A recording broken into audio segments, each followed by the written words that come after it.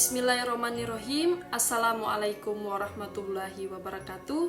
Perkenalkan, nama saya Utari Dwijaya, NIM 162101145, berasal dari kelas B Program Studi Manajemen Fakultas Ekonomi Universitas Muhammadiyah Buton. Kali ini saya mau membahas mengenai memahami tim kerja untuk memenuhi mata kuliah perilaku organisasi. Poin pertama, pengertian tim kerja. Tim kerja adalah kelompok yang usaha-usaha individualnya menghasilkan kinerja lebih tinggi daripada jumlah masukan individual, menurut Stephen Timothy. Hal ini memiliki pengertian bahwa kinerja yang dicapai oleh sebuah tim lebih baik daripada kinerja per individu di suatu organisasi.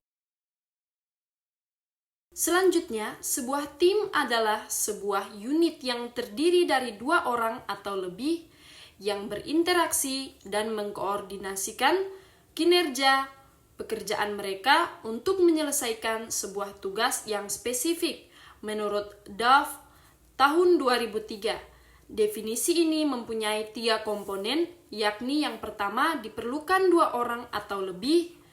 Tim dapat cukup besar walaupun kebanyakan kurang dari 15 orang. Kedua, orang dalam sebuah tim melakukan interaksi secara teratur. Yang ketiga, orang dalam sebuah tim terbagi sebuah tujuan berkinerja. Selanjutnya, perbedaan kelompok kerja dan tim kerja.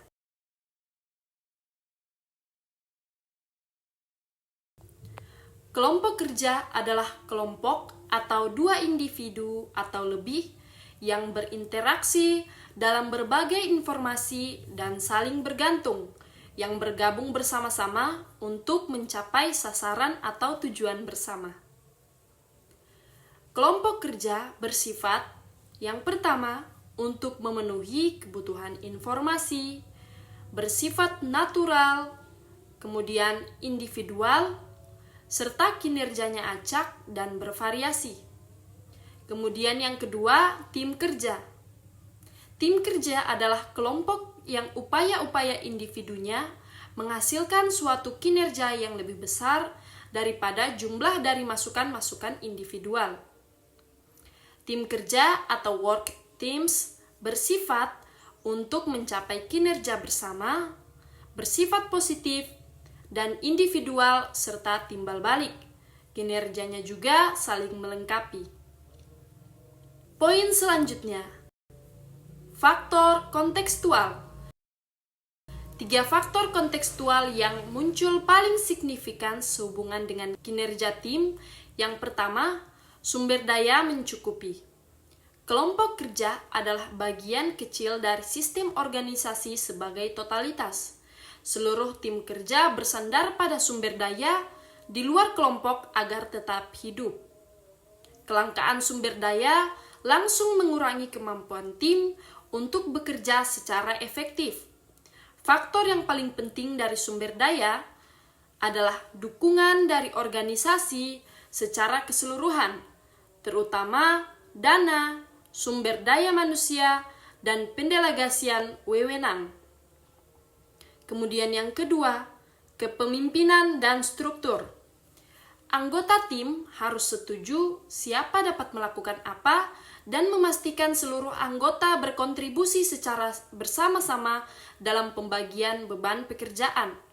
Sebagai tambahan, tim perlu menentukan bagaimana jadwal kerja tim sebaiknya dirancang, skill apa yang dibutuhkan bagi kemajuan tim, serta bagaimana kelompok menyelesaikan konflik, dan bagaimana kelompok membuat dan memodifikasi keputusan yang sebelumnya pernah dibuat.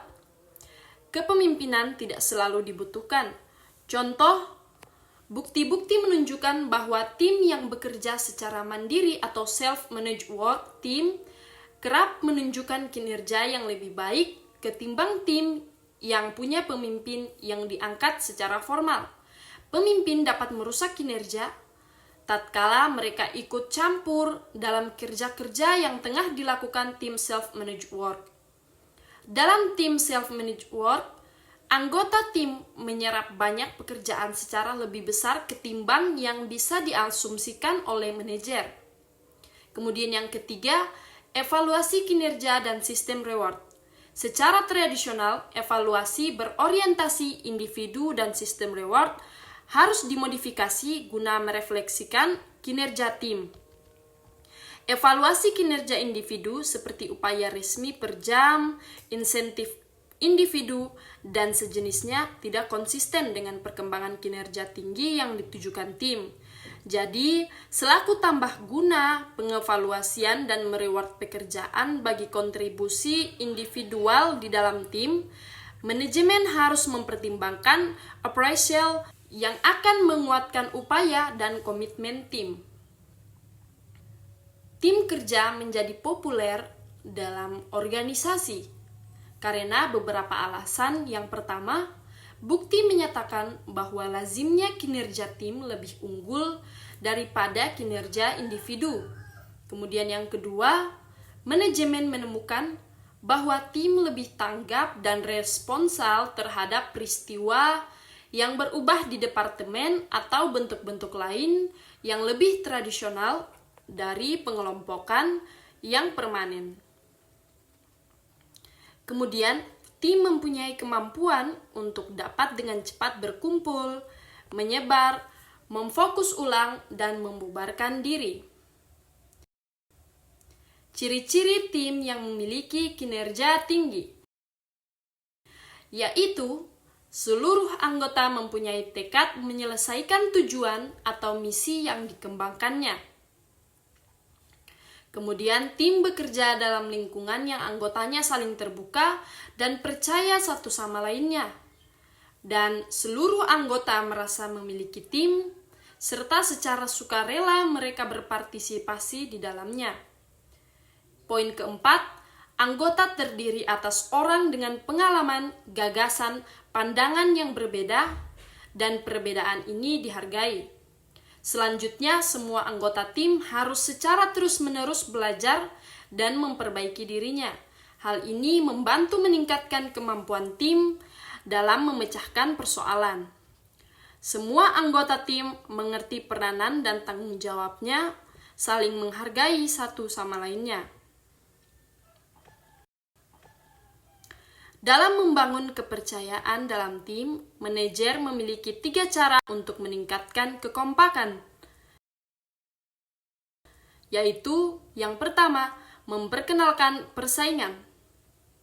Konflik dengan individu, luar, atau kelompok lain seringkali meningkatkan kekompakan tim. Kemudian yang kedua, meningkatkan ketertarikan antar pribadi. Orang cenderung bergabung dengan tim yang anggotanya mereka kenal atau mereka kagumi. Kemudian yang ketiga, meningkatkan interaksi. Walaupun kita jarang dapat selalu menyukai semua orang yang bekerja sama dengan kita, tetapi meningkatnya interaksi dengan kita dapat memperbaiki persahabatan dan komunikasi.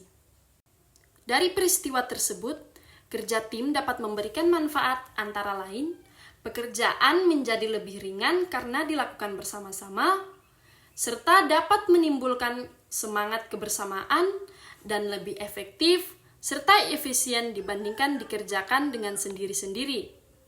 Kinerja organisasi juga lebih meningkat karena kerja tim ialah kerja berkelompok dengan keterampilan yang saling melengkapi untuk mencapai tujuan bersama secara efektif dan efisien. Sekian pemaparan materi dari saya, lebih dan kurangnya mohon dimaafkan.